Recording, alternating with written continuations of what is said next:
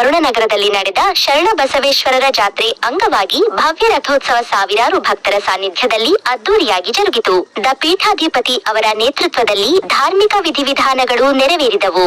ಬೆಳಿಗ್ಗೆಯಿಂದಲೇ ಅಭಿಷೇಕ ಮಹಾಪೂಜೆ, ವಿಶೇಷ ಆರತಿಗಳಿಂದ ದೇವಸ್ಥಾನ ಭಕ್ತಿಮಯ ವಾತಾವರಣ ಪಡೆದಿತ್ತು.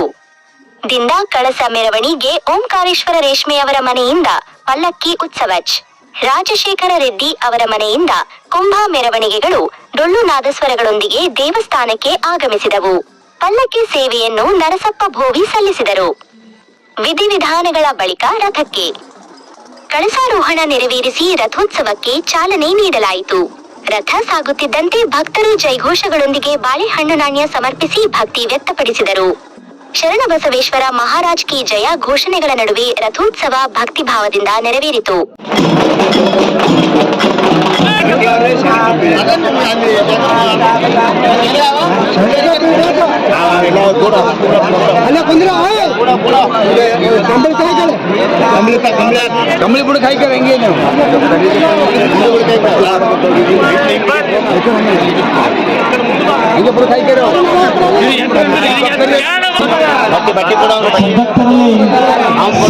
ಪ್ರಾರ್ಥನೆಯ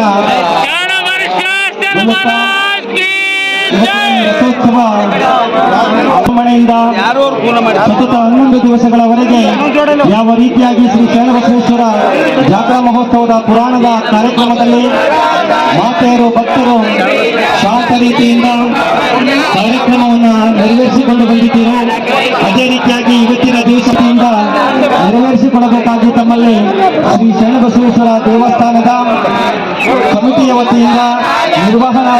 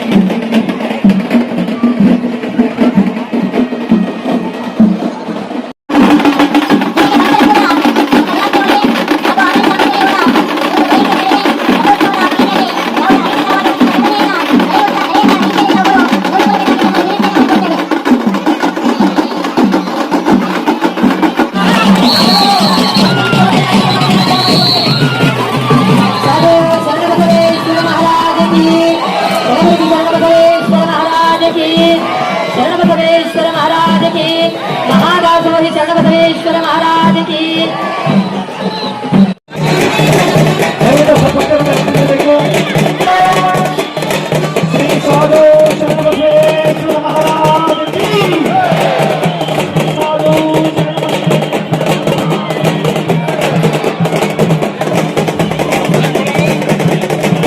ಧ್ವನಿ ಜನರ ನಂಬಿಕೆ.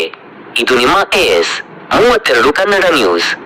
ರಾಜ್ಯ, ದೇಶ ಹಾಗೂ ಸ್ಥಳೀಯ ಸುದ್ದಿಗಳನ್ನು ವೇಗವಾಗಿ ಮತ್ತು ನಿಖರವಾಗಿ ನಿಮ್ಮ ಮುಂದೆ ತರುವ ವಿಶ್ವಾಸಾರ್ಹ ಸುದ್ದಿವಾಹಿನಿ.